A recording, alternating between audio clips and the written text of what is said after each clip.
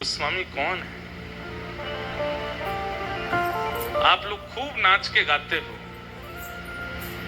विहरत निस दिन कुंज गलिन में ब्रज जन मन सुख धाम।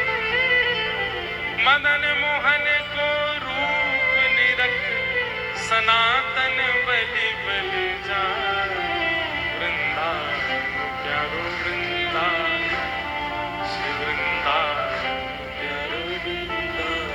इतने भाव से आप गाते हैं, आप नृत्य करते हैं, पर वो सनातन गोस्वामी ऐसे ही नहीं मिल गए उनको मदन मोहन जी।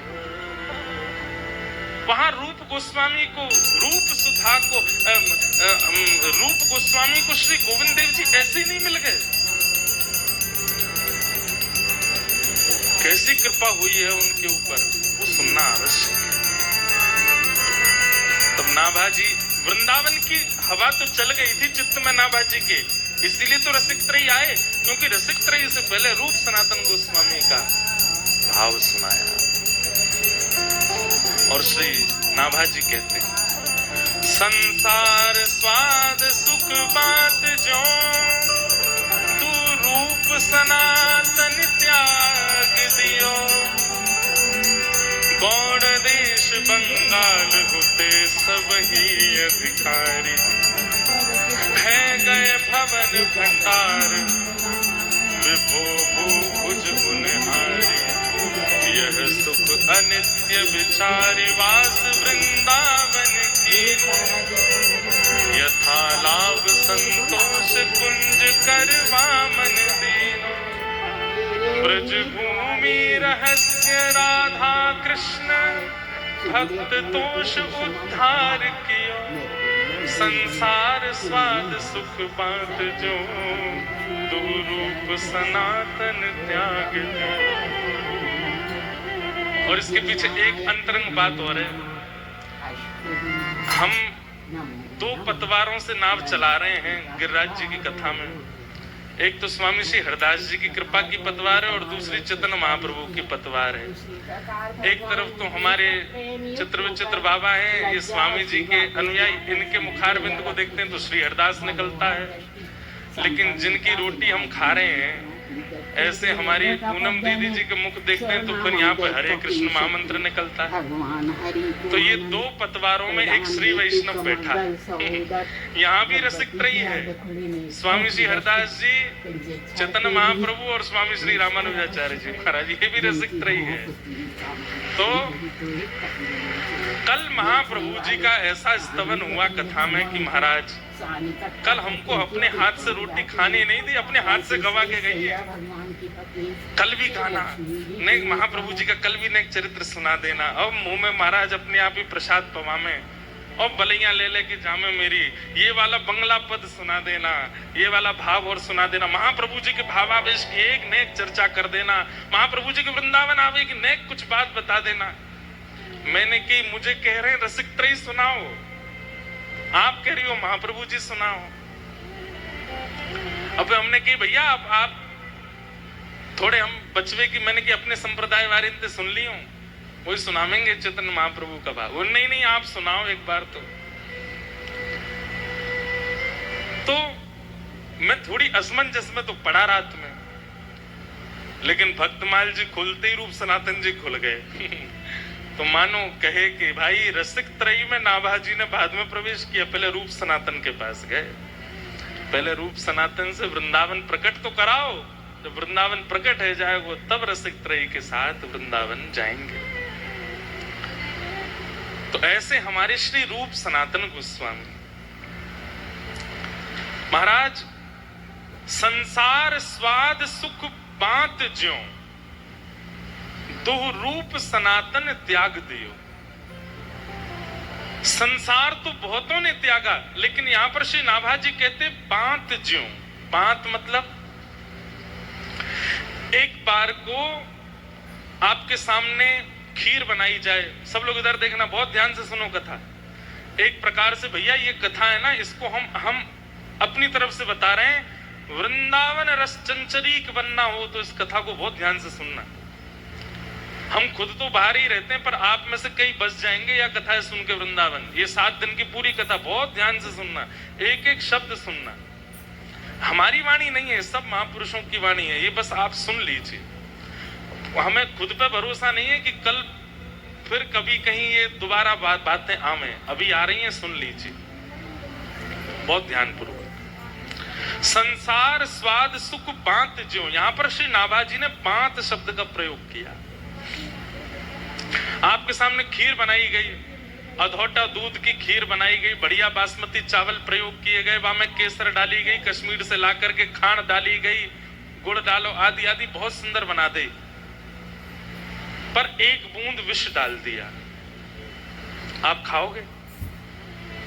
लेकिन आप हमें ये बात बताइए, जब वो खीर बन रही थी उसके बनने की प्रक्रिया देख के मुंह में पानी तो आ रहा था, लेकिन एक बूंद विष डलते ही चाहे जितना पानी आया हो नहीं पाओगे। लेकिन विषैली वस्तु भी कई बार सुंदर दिखती हैं, विषैली वस्तु के प्रति भी आकर्षण होता है, विषैली वस्तु के प्रति भी हमारा मन चला जाता है। लेकिन इस संसार में एक वस्तु ऐसी है जिसका उद्गम हमसे ही होता है और हमारा ही मन नहीं होता उसको देखने का, और वो होता है हमारा खुद का वमन। अपनी खाई हुई वस्तु ही गर्भ में जाके जब पुनः मुख से बाहर आ जाए वमन के रूप में, व्यक्ति स्वयं नहीं देखता उसको, जबकि वो खुद से ही प्रकट हुई है। एक बार को विषैली वस्तु स्वादिष्ट लग जाएगी, लेकिन अपने स्वयं का उत्पन्न वमन अच्छा नहीं लगता। अरे कोई और वमन कर रहा हो तो हमारा जी मचल जाता है। वमन इतनी घृणित वस्तु है। यहां पर नाभाजी कहते हैं, रूप सनातन गोस्वामी ने संसार का कैसे त्याग किया? बोले जैसे वमन का त्याग होता है। इतनी घृणा हो गई संसार के प्रति। आप कहोगे महाराज जी शायद हो सकता है उनका जीवन इतना उच्च नहीं रहा होगा इसलिए उनका त्याग होगा। अब जीवन सुन लो उनका कैसा था। बोले गौड़ देश बंगाल हुते सब ही अधिकारी। बोले बंगाल का एक राजा था हुसैन शाह, केवल नाम का राजा था, राज तो पूरे बंगाल पर ये दोनों ही करते थे। क्या स्वर्ण की कमी, क्या रत्नों की कमी, क्या घोड़ों की कमी, एक राजा के समान सारी संपत्ति थी इनके पास में, किसी चीज की कोई कमी नहीं थी। कि भाई ऐसा होता है ना कि कमी ग्रस्त हो गए हों तो सब छोड़ छाड़ के आ गए हों, नहीं, कोई कमी नहीं थी। इनका पूर्व देह का नाम जो था वो अमर और संतोष। श्री रूप गोस्वामी जी का नाम था संतोष और श्री सनातन गोस्वामी जी का नाम था अमर, पूर्व देह का नाम। ये नाम तो फिर महाप्रभु जी ने रखा है इनका, रूप गोस्वामी और सनातन गोस्वामी। ब्राह्मण कुल में जन्मे थे, किसी चीज की कोई कमी नहीं। श्री नाभाजी वर्णन करते हैं और श्री सब रसिक जन ऐसा भाव बताते हैं कि उस समय में 22 लाख सोने की मोहर ये गिनी गई, इसलिए इनका पता है, बाकी और क्या क्या था उनका तो पता ही नहीं है। 22 लाख सोने की मोहर रूप सनातन गोस्वामी जी के पास थी। यह सुख अनित्य विचार वास वृंदावन कीनो। उस सर्वगुण संपन्न स्थिति में एक बात तो मन में आती है कि भाई भगवत भाव दो लोगों के चित्त में विशेष रूप से प्रकट होता है। एक तो अत्यंत संपत्ति जिसको मिल गई हो और एक जो सब चीजों से बिल्कुल विमुख हो गया हो। या तो विषयों का भोग अति मात्रा में कर लिया हो या विषय का स्पर्श ही नहीं किया हो। इन दो के चित्त में निष्काम भक्ति उत्पन्न होती है। मध्यस्थ वालों को ज्यादा यत्न करना पड़ता है निकलने के लिए। हम आप सब मध्यस्थ वाले हैं, इसलिए हमको यत्न ज्यादा करना पड़ता, क्योंकि हमने भोग भी देख रखे हैं और वैराग्य त्याग भी देखते हैं, इसलिए हमको थोड़ा परिश्रम ज्यादा है। पर दो प्रकार के लोग, या तो अति भोग जिन्होंने किया हो या स्पर्श ही ना किया हो भोग वस्तु का, इनमें निष्काम प्रेम का उद्दीपन सहजता से हो जाता है। रूप सनातन गोस्वामी, अमर और संतोष, ये दोनों बंगाल में हुसैन शाह नाम के राजा के यहाँ पर एक भैया तो प्रधानमंत्री थे और एक भैया सेक्रेटरी थे, पर्सनल सेक्रेटरी, पूरा धन धान्य उन्हीं के अंतर्गत रहता था। लेकिन पता नहीं क्यों इतनी संपत्ति होने के बाद भी, इतना सब कुछ प्राप्त हो जाने के बाद भी इनके चित्त में संतोष नहीं होता था, संतुष्टि नहीं होती थी। और तब ये ढूंढते रहते थे कि हम क्या करें जिससे हमारे चित्त को संतोष हो। तब इनको विद्यावाचस्पति नाम के गुरु प्राप्त हुए और उन्होंने इनको ठाकुर जी का जितना उनको पता था उतना ज्ञान, सेवा का, नाम जप का थोड़ा बहुत बताया। लेकिन बंधुओं, कई बार ऐसा होता है कि व्यक्ति अगर खुद आस्वादन नहीं करता और दूसरे को उपदेश देता है तो दूसरे के चित्त में वो भाव व्यवस्थित नहीं हो पाता। हमारी बात ध्यान से सुनिएगा, वैसे तो वक्ताओं के लिए बात है। अगर आपने स्वयं आस्वादन नहीं किया किसी भाव का और आप मंच से बोल रहे हो तो श्रोताओं के चित्त में वो व्यवस्थित नहीं हो पाएगा। तो विद्यावाचस्पति ने जो भक्ति मार्ग इनको बताया था उससे ये नाम जप तो करते थे, उससे सेवा तो करते थे, पर स्थिति इतनी तीव्र नहीं हो रही थी। कहते हैं 12 घंटा तो राज भवन में रहते थे और शाम को वापस आकर के दोनों भैया स्नान ध्यान करके, तिलक आदि लगा करके, नेत्र बंद करके फिर ठाकुर जी का ध्यान करते, फिर भजन करते थे। लेकिन मन में संतोष उत्पन्न नहीं हो रहा था।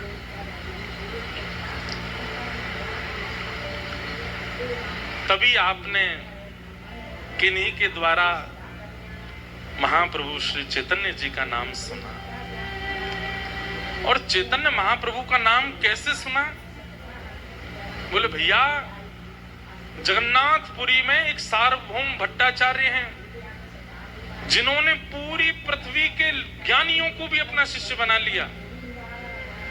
उनका नाम ही था सार्वभौम भट्टाचार्य, मतलब पूरी पृथ्वी में कोई ज्ञानी आ जाए, अगर सार्वभौम जी के सामने आ गया, अपनी दृष्टि से, अपनी वाणी से, अपने चलन चाल से उसको अपना चेला बना लेते थे। इतना उनका बल था। बोलना पढ़ाना तो बहुत आगे की बात है, दृष्टि मात्र से उनका नतमस्तक हो जाते थे सामने आकर के लोग। उन सार्वभौम भट्टाचार्य जी को चैतन्य महाप्रभु ने अपना अनुयायी बना लिया और इस बात का बड़ा प्रकाश हो गया। उड़ीसा में, बंगाल में, जहां जहां जाएं तो लोग बाग यही चर्चा करें। बोले भैया, एक जगन्नाथपुरी में एक बाबा रहते हैं, कौन, क्या नाम उनका? चैतन्य महाप्रभु, कृष्ण चैतन्य महाप्रभु। बोले क्या किया उन्होंने? बोले अरे सार्वभौम भट्टाचार्य जी को अपना शिष्य बना लिया। इसको कई लोग प्रभाव के रूप में देखते हैं, पर यह प्रभाव नहीं था। रसिक जन अपना प्रभाव प्रकाश करते भी नहीं है। ऐसे तो हमारे स्वामी जी के पास अकबर हर 10 दिना में भगया तो वृंदावन में। अरे हमने तो ऐसा भी सुना है कि अकबर ने जब स्वामी जी का रूप देखा, स्वामी श्री हरदास जी का, तो अकबर के चित्त में इतनी विरक्ति आ गई कि उसके मन में आया कि मैं सब बादशाह पना छोड़ छाड़ करके निधिवन राज में एक कुंज मुझे मिल जाए, मैं यहीं रहूं, इनको 24 घंटा देखा करूं, भजन नहीं करूंगा, नाम जप आदि तो बात की बात है, केवल स्वामी जी को देखने के लिए रहूं मैं।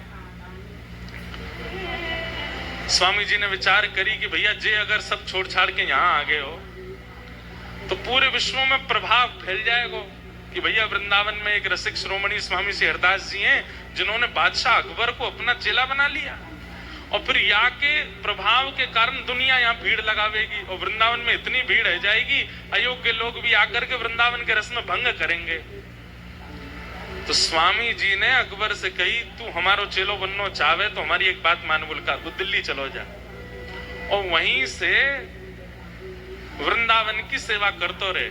यहाँ के बंदरन के काजे, यहाँ के ब्रजवासीन के काजे, यहाँ के वृक्ष वल्लरी कुंजन के काजे, वहीं से सेवा करते रहे, यही हमारी आज्ञा है, यहाँ मत रुके तू। तब अकबर बोला, मैं आपको देखे बिना नहीं रह सकता, तब किसी ने कही, बोले आप पे तो बड़े बड़े चित्रकार हैं, चित्र बनवा लो स्वामी जी का। तब सबसे पहला चित्र अकबर ने बनवाया। जो स्वामी जी का चित्र आज भी हम सब लोग देखते हैं, वो उसी ने ही निर्माण कराया और ले गया, और जहां बैठ करके वो अपना नित्य क्रम करता था, वहां स्वामी जी का चित्र लगा रहता, नित्य दिखता था।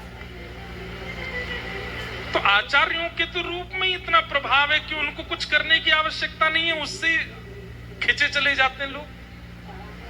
लेकिन दुनिया इसको प्रभाव समझती है, वो प्रभाव नहीं। चैतन्य महाप्रभु के रूप पर सार्वभौम भट्टाचार्य आसक्त हो गए। ये बात जब यहां अमर और संतोष ने सुनी बंगाल में,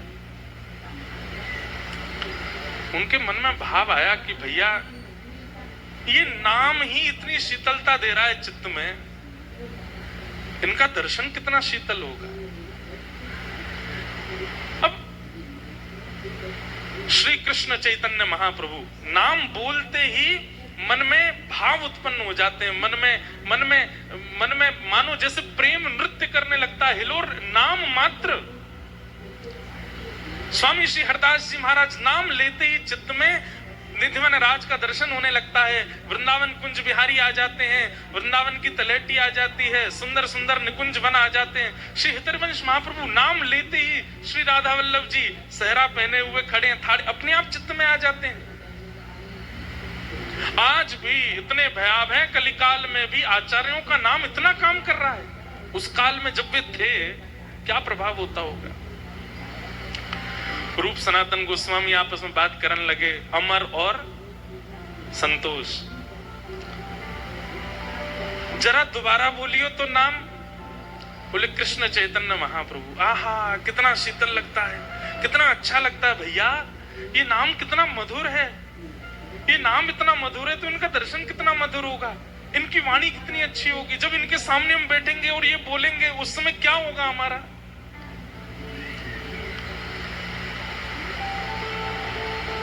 मन में विचार करने लगे क्या करें। तब महाप्रभु जी को इन्होंने पत्र लिखा, और पत्र में लिख करके महाप्रभु जी से कहा कि हे महाप्रभु जी, हमारी स्थिति अब रहने की नहीं है।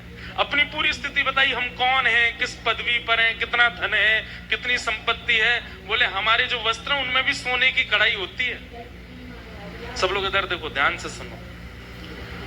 हमारे पास इतने घोड़े हैं, भोजन पानी बनाने के लिए इतने सेवक हैं, हमारे पास कोई कमी नहीं है, लेकिन मन में संतुष्टि नहीं है। जब नाम सुनते हैं, कहीं सत्संग हो रहा है, ये बात सुनते हैं तो नेत्र भर आते हैं। लेकिन क्या बताएं, इतनी श्रेष्ठ बन गए हैं कि अब सब त्यागना हमारे लिए मुश्किल हो रहा है। लेकिन मन में आपका नाम जब से आया, तब से मन में भाव आ रहा है कि यदि आप आज्ञा कर दोगे तो सब छोड़ के चले जाएंगे। महाप्रभु जी को पत्र लिखा, आप आज्ञा कर दीजिए, हम क्या करें, घर छोड़ दें। आप कह देंगे छोड़ दो, उसके बाद देखेंगे नहीं। मतलब त्याग की अनंत स्थिति आ गई है चित्त में, बस आज्ञा चाहते हैं। महाप्रभु जी ने जब पत्र पढ़ा जगन्नाथपुरी में, पत्र में प्रयोग हुए शब्दों से ही महाप्रभु जी पहचान गए कि अभी ये त्याग के योग्य नहीं हुए। इनका त्याग तब सार्थक होगा जब इनको मैं मिलूंगा। मैं बिना मिले अगर कह दूं कि सब छोड़ के चले जाओ, तो इनके त्याग से कल्याण नहीं होगा। इनका तो हो जाएगा, पर इनसे हमें बहुतों का कल्याण करवाना है, वो नहीं हो पाएगा। वही वाली बात जो आज कथा के प्रारंभ में कही कि एक तो होता है फल का स्वयं टूट के गिर जाना, और एक होता है किसी के द्वारा तोड़ना। महाप्रभु जी ने पत्र में कहा, अभी प्रतीक्षा करो, और तुम्हें छोड़ने की आवश्यकता नहीं, मैं आऊंगा और मैं आकर के तुमसे मिलकर के तुम्हारा घर छुड़वाऊंगा, तुम्हारी सारी जो स्थिति है उसका त्याग करवाऊंगा, तब तक और प्रतीक्षा करो। रूप गोस्वामी पाद को जैसे ही पत्र मिला, वो तो नाचने लगे, आनंद निमग्न हो गए। महाप्रभु जी आएंगे, हमसे मिलने आएंगे, हम पर कृपा करने आएंगे। तब महाप्रभु जी वृंदावन गए।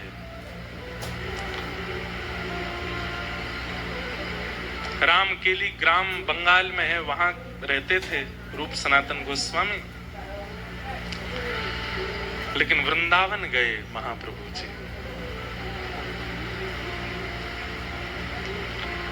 और श्री वृंदावन में इमली तला दर्शन किया है। सेवा कुंज के पास में इमली तला है। कहते हैं कि वो वृक्ष स्वयं हमारे प्रिया प्रियतम ने एक साथ द्वापर युग में ही लगायो।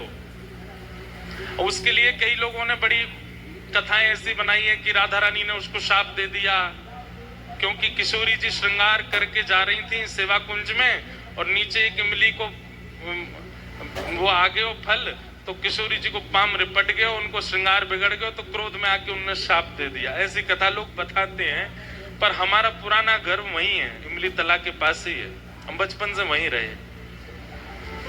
ऐसा भाव बना दिया हो योगी तो ठीक है, लेकिन भाई हमारी किशोरी जी को गुस्सा ना आवे, और गुस्सा आवे तो शाप दे दें, वो भी इतनी सी बात पे, ऐसा है ना सके। तो वो इमली तला, जैसे ही महाप्रभु जी वहां पहुंचे, बैठ गए वृक्ष। तब वृंदावन प्रकट नहीं हुआ था, वृंदावन सघन वन था। वृंदावन में अभी रास्ते भी नहीं बने हैं। वृंदावन केवल दो पहचान थी वृंदावन की, एक श्री यमुना जी, दूसरे गिरिराज जी। इनके बीच में जो समाहित है वो वृंदावन है। उस समय महाप्रभु जी वृंदावन आए और यमुना के तट चलते चलते चलते चलते चलते जैसे ही सुगंधी आई रज की, समझ गए महाप्रभु जी यही है वो वृंदावन।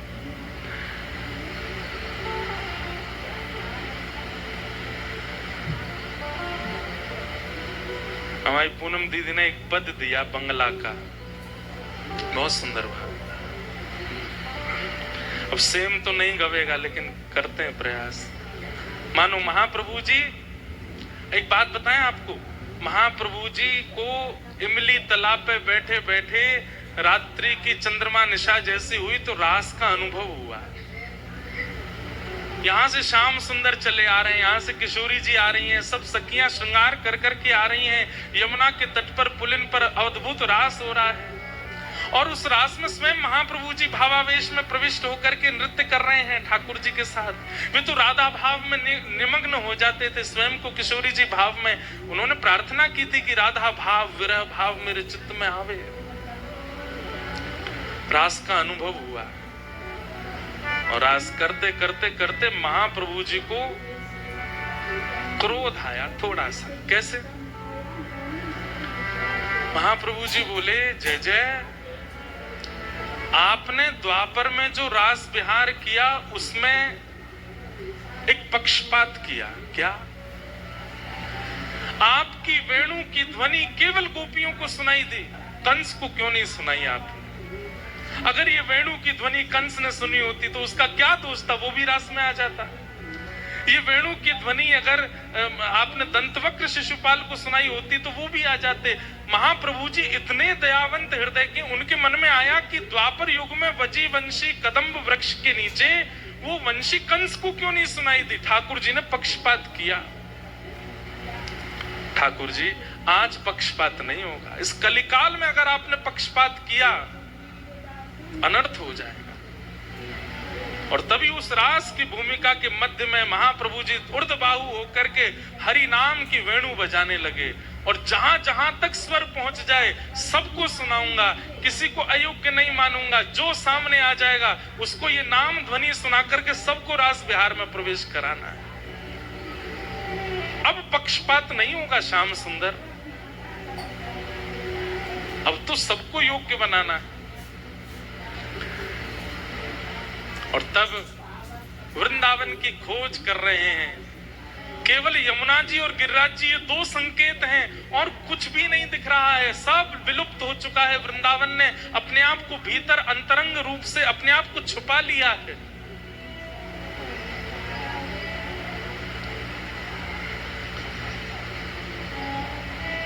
देखो देखो बोलो बोलो गोपेश्वर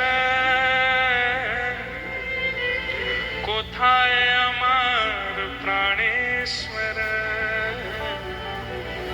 बोलो बोलो गोपेश्वर कोथाय अमर प्राणेश्वर। मानो गोपेश्वर महादेव को देख करके कहते हैं, अरे बोलो गोपेश्वर, मेरे प्राणनाथ गोपीनाथ कहाँ हैं? ये वृंदावन ही तो है, यमुना जी बह रही हैं, यही आसपास ही गोपीनाथ होने चाहिए, बताओ ना वो कहाँ है? बोलो बोलो गोवर्धन कोथाय अमर गिरिधारी। बोलो बोलो गोवर्धन कोथाय अमर गिरिधारी। हे गोवर्धननाथ, वो कहाँ हैं जो उर्ध्वबाहु होकर के एक भुजा को कटी पर धर के धारण करके ब्रज की रक्षा करने के लिए गिरिराज जी उठाए थे? वो कहाँ हैं? दिख क्यों नहीं रहे इस गिरिराज जी में? ढूंढ रहे हैं सब जगह जा जा करके, प्रकट हो वृंदावन। बोलो बोलो वंशी वट कोथाय अमर वंशीधारी। बोलो बोलो वंशी वट कोथाय अमर वंशीधारी। अरे वंशीवट, तुम वंशीवट हो। यहाँ ठाकुर जी वंशीनाद करते थे और गोपियों को घर में बैठे बैठे ही दर्शन होता था। कहाँ गए वो ठाकुर जी? अरे वंशीवट, तुझको तो पता होगा ना, श्याम सुंदर कहाँ है? सब जगह ढूंढ रहे हैं, पूछ रहे हैं, श्याम सुंदर मिल जाए कहीं। बोलो बोलो वृंदावन कोथाय अमर वृंदा विपिन। बोलो बोलो वृंदावन कोथाय अमर वृंदा विपिन। बोलो बोलो ब्रज रज। जैसे गोपियों की स्थिति हुई है, जल से, थल से, वृक्षों से पूछती हैं, ऐसी चेतन महाप्रभु वृंदावन में सबसे पूछ रहे हैं। बोलो बोलो ब्रज रज कोथाय अमर गोपालन। बोलो बोलो गोपेश्वर कोथाय अमर प्राणेश्वर। तभी चंद्रमा की ओर दृष्टि गई है। अरे शरद चंद्रमा, तुम ही प्रकट हुए थे। तब शुकाचार्य जी कहते हैं, भगवान पिता रात्रि शरदोत्फुल्ल मल्लिका विक्षरंतुम मनश्चक्रे योग मायाम उपाश्रित। आज तुम प्रकट हुए हो, लेकिन ये वृंदावन सूना क्यों पड़ा है? बोलो बोलो शरद चंद्र कोथाय अमर राधा रमण।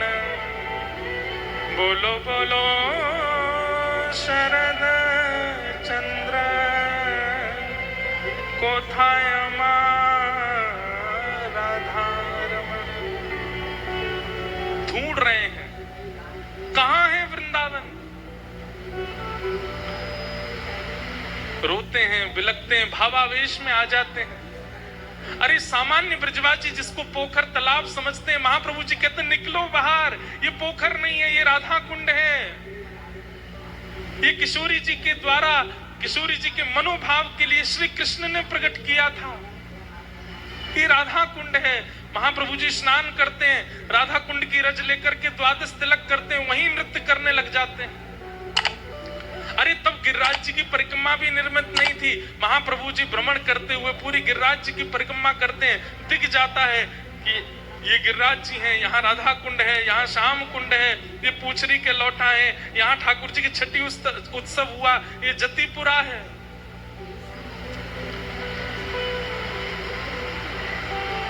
महाप्रभु जी के हृदय में विरह वेदना हो गई, लेकिन माता सच्ची की आज्ञा है कि जगन्नाथपुरी में निवास करना है। लेकिन महाप्रभु जी के चित्त की आज्ञा है, महाप्रभु जी के चित्त का भाव है कि वृंदावन का प्राकट्य करना है, और उस प्राकट्य के लिए कुछ करना पड़ेगा। तभी महाप्रभु जी को याद आया कि कुछ पत्र आए थे मेरे पास, और उन पत्रों में 2 भाइयों के पत्र हैं। कौन है दोनों? बोले एक का नाम अमर है, एक का नाम संतोष है, चलो वहीं चलते। और श्रीधाम वृंदावन से महाप्रभु जी अपने समस्त भक्त मंडली के साथ निकल पड़े हैं। कहां? यहाँ रामकेली गांव जो कि बंगाल में है, और वहां महाप्रभु जी पहुंच गए। जैसे ही महाप्रभु जी पहुंचे, उत्ताल नृत्य कर रहे हैं, सब महामंत्र के साथ नृत्य कर रहे हैं, गा रहे हैं हरे कृष्ण कृष्ण कृष्ण हरे हरे, हरे राम राम राम हरे हरे। और ये ध्वनि जैसे ही पहुंची है, संतोष और अमर के कानों में, मानो जैसे गोपियां कृष्ण वंशी नाद सुनकर के दौड़ पड़ी थी अपने घरों से, ऐसे ही ये महामंत्र की ध्वनि सुन, इनको नहीं पता है कि महाप्रभु जी आ रहे हैं, लेकिन उस नाम ने मानो जैसे कान में क्लीम शब्द कह दिया हो, अरे रूप, अरे सनातन, जल्दी चलो, महाप्रभु जी आ गए, जिनकी तुम प्रतीक्षा कर रहे हो वो सामने आ गए हैं।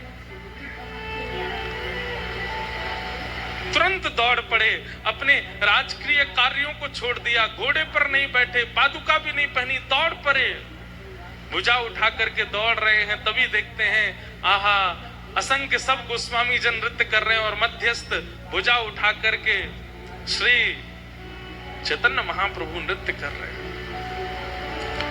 दोनों ने जाकर के दंडवत प्रणाम किया, नेत्रों से प्रेमाश्रु पुलकित हो गए, अश्रु प्रवाह होने लगा। महाप्रभु जी के चरणों में वंदन करके कहे, बोले प्रभु अब कृपा करो, अब अनुग्रह करो, अब नहीं रहना है, अब नहीं यहां बस सकते हम। महाप्रभु जी बोले, राम के लिए आने की और कोई योजना नहीं है, तुम्हारे लिए ही आए हैं हम, तुम दोनों को ही स्वीकार करने के लिए आए। अब सब छोड़ करके जाना है और श्री वृंदावन का प्राकट्य करना है। महाप्रभु जी के सन्मुख दोनों विराजमान हो गए, रुदन करने लगे, बोले हम तो इस योग्य नहीं है, हमारे अंदर तो इतनी योग्यताएं नहीं है, हम तो इस लायक नहीं है, कैसे करेंगे। महाप्रभु जी बोले, वृंदावन के प्राकट्य के लिए ज्ञान का होना आवश्यक नहीं, त्याग का होना आवश्यक नहीं, वैराग्य का होना आवश्यक नहीं, प्रेम का होना आवश्यक है। और तुम्हारे चित्त में वो प्रेम है। ये त्याग की जो बार बार इच्छा तुम्हारे चित्त में प्रकट हो रही है, वो प्रेम करवा रहा है, वो तुम्हारे चित्त का प्रेम करवा रहा है, क्योंकि ये संसार उस प्रेम को समझ नहीं रहा है, उसका ये अधिकारी नहीं, इसलिए तुम्हारा यहां से मन उखड़ रहा है। अब हमारी आज्ञा है, अब तुम दोनों कुछ दिन साधन करो और सब व्यवस्थाओं से निवृत्त होकर के श्रीधाम वृंदावन जाओ, और वृंदावन जाकर के वृंदावन के विलुप्त स्थानों का प्रकट करो, वृंदावन की लीला स्थलों का प्रकट करो, वृंदावन की रस चर्चाओं का प्रादुर्भाव करो। और इन सब का यदि भली भांति प्रादुर्भाव किया तो रूप सनातन गोस्वामी पूछने लगे कि हमारे कार्य जो हम कर रहे हैं वो सही कर रहे हैं, इसका प्रमाण कैसे मिलेगा। महाप्रभु जी के नेत्र सजल हो गए, दोनों को हृदय से लगा करके बोले, यदि तुमने कार्य किया और वृंदावन के स्थानों, अब वृंदावन में तो कुछ भी नहीं पता कि कौन सी स्थान कहाँ है, तो महाप्रभु जी बोले, अगर तुमने सही सही स्थानों का चयन करके प्रकट कर दिया तो तुम्हारे द्वारा प्रकट किए गए स्थान उचित हैं, यही वृंदावन है। इसका प्रमाण देने के लिए ठाकुर जी प्रकट होकर के तुमसे सेवा कराएंगे। वृंदावन में भूमिगत ठाकुर जी अगर प्रकट हो गए और प्रकट होकर के तुमसे कहें कि मेरी सेवा करो, तो समझ जाना कि तुमने जो जो स्थान प्रकट किए वो उचित थे। महाप्रभु जी ने कहा, अभी कुछ दिन और तुम्हारे साधन रह गए हैं, उनको पूर्ण करो। हम फिर मिलेंगे और फिर शिक्षा प्रदान करेंगे, उसके बाद वृंदावन जाना। सोचिए, विचार कीजिए, ये रूप सनातन गोस्वामी है। महाप्रभु जी स्वयं पहुंच गए उनके पास में, उनको वृंदावन भेजने के लिए। वृंदावन चित्त में विरह प्रकट करता है, मन होता है कि चलें वृंदावन, चलें वृंदावन, चलें वृंदावन। लेकिन मैं हमेशा कहता हूं कि 3 संकेत हैं। वृंदावन स्वप्न में आवे, ध्यान में आवे कि चलें वृंदावन, उसके बाद प्रतीक्षा करो कोई प्रसाद वृंदावन का आ जाए, उसके बाद फिर तीसरा प्रतीक्षण करो कि कोई ब्रजवासी आकर के कह दे। और जैसे ही कोई ब्रजवासी आकर के या ब्रज भाव से चित्त जिसका रमा हुआ है, ऐसा आचार्य चरण आकर के अगर आज्ञा कर दे कि जाओ वृंदावन, फिर नहीं रुकना है, फिर तो वृंदावन जाना है। रूप सनातन गोस्वामी को महाप्रभु जी के दर्शन लाभ हुए, सत्संग मिला। ये एक क्षण का दर्शन महाप्रभु जी ने इसलिए दिया ताकि इनके चित्त में और विरह बढ़े और भावना बढ़े वृंदावन की। और कुछ दिन के लिए उनको उन्हीं के ही रस में रहने के लिए आज्ञा की, अभी रहो कुछ दिन और, फिर से आज्ञा करूंगा, तब जाना वृंदावन, तब तक योजना बनाओ। और महाप्रभु जी ने कृपा की, और कृपा करके महाप्रभु जी रामकेली से प्रस्थान कर गए। रूप सनातन गोस्वामी अब तो दिन रात रोते हैं, इतना विरह उनका मन में होता है। बस अब तो एक ही चीज स्मृति में रहती है,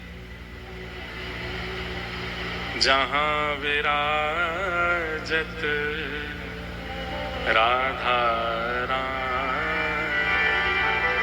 जहां विराजत राधा राम, नटवर नंद किशोर,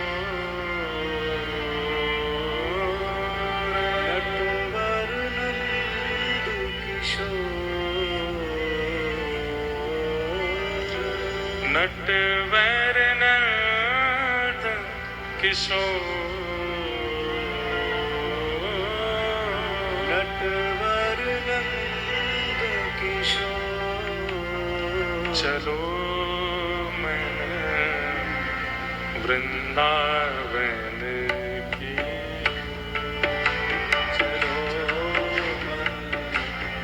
वृंदावन की, चलो मैं वृंदावन की, चलो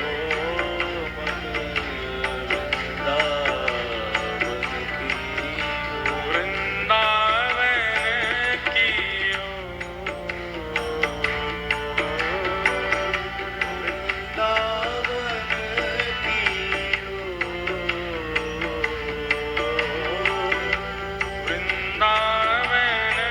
की,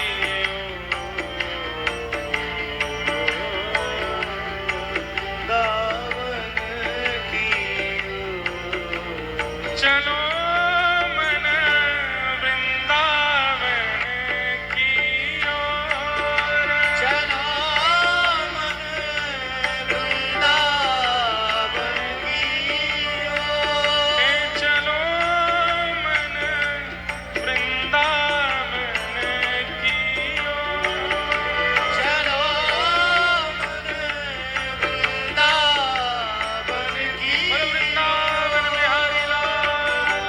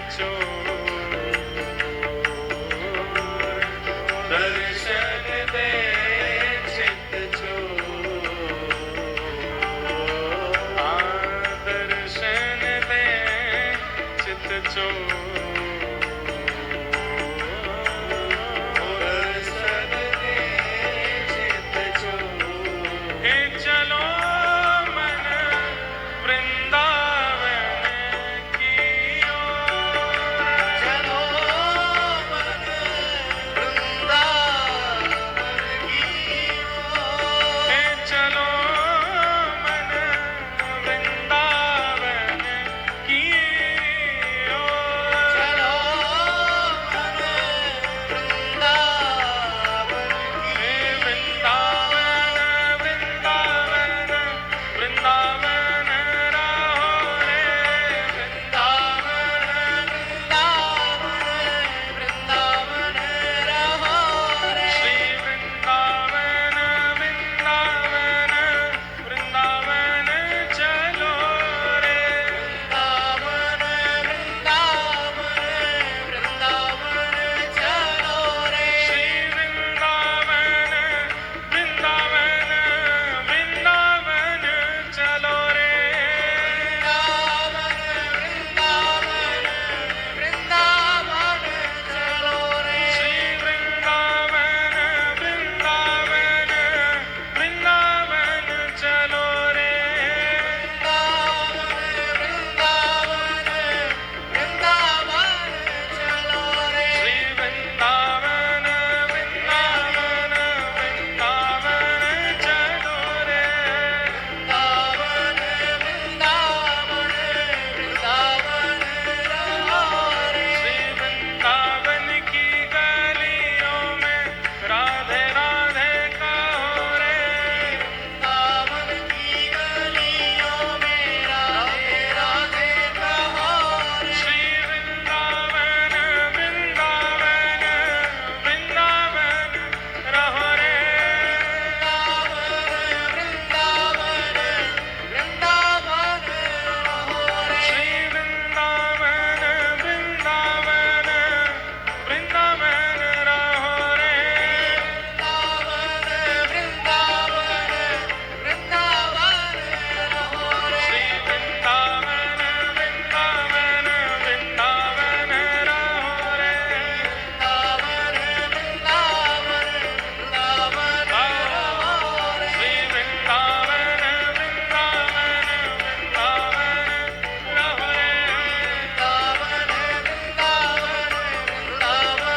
रहो रे। श्री वृंदावन वृंदावन वृंदावन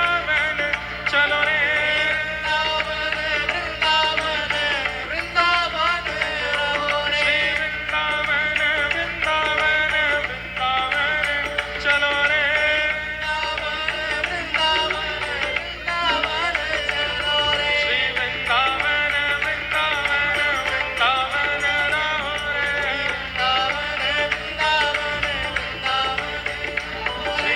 वृंदावन वृंदावन वृंदावन रहो रे। श्री वृंदावन वृंदावन वृंदावन रहो रे। वृंदावन की गलियों में राधे राधे कहो रे। वृंदावन की गलियों में राधे राधे कहो रे। श्री वृंदावन की गलियों में राधे राधे कहो रे। वृंदावन की गलियों में राधे राधे कहो रे। वृंदावन की गलियों में राधे राधे कहो रे। वृंदावन की गलियों में राधे राधे कहो रे।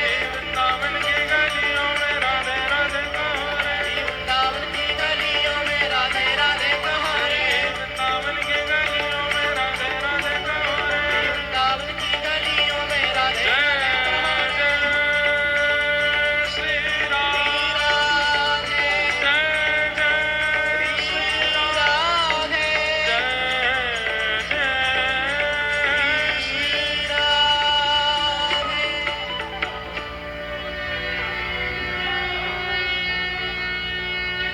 श्री रूप सनातन गोस्वामी।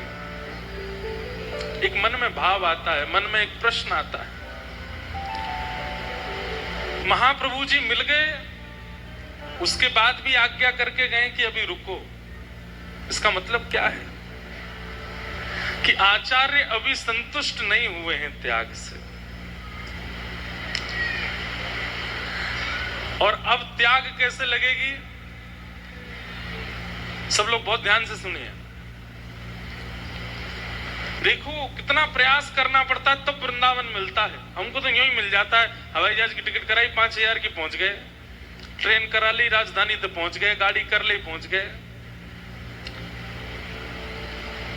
पर जिनके ठाकुरों के दर्शन करते हैं, गोविंद देव, गोपीनाथ, मदन मोहन, वृंदावन बिहारी लाल, वो ऐसे नहीं आए हैं। महाप्रभु जी ने विचार किया कि इन्होंने जब पत्र लिखा था तो पत्र में पहले अपना परिचय दिया, तो उसमें बताया हम इतने धनवान हैं, हम ऐसे राजा के यहाँ राजकोष में हैं, आदि आदि सब। बोले कि ये पदेशना, इसका निवृत्त होना आवश्यक है। और महाप्रभु जी को पता था कि ये होगा। अब महाप्रभु जी के दर्शन तो हो गए। अब महाप्रभु जी जैसे ही गए दर्शन दे करके, अब रूप सनातन गोस्वामी को वो जहां देखते हैं उनको महाप्रभु जी की याद आती है। उनकी मुस्कान कैसी, उनके शब्द कैसे थे, उनके नेत्र कैसे थे, उनकी अवस्था कैसी थी, चाल कैसी थी, नृत्य कैसा था, कीर्तन कैसा था। और वो निरंतर जो चिंतन बना, क्योंकि अभी तक और कुछ तो देखा नहीं, कभी वृंदावन गए नहीं, तो आचार्य का ही चिंतन करेंगे ना। इतना चिंतन हो गया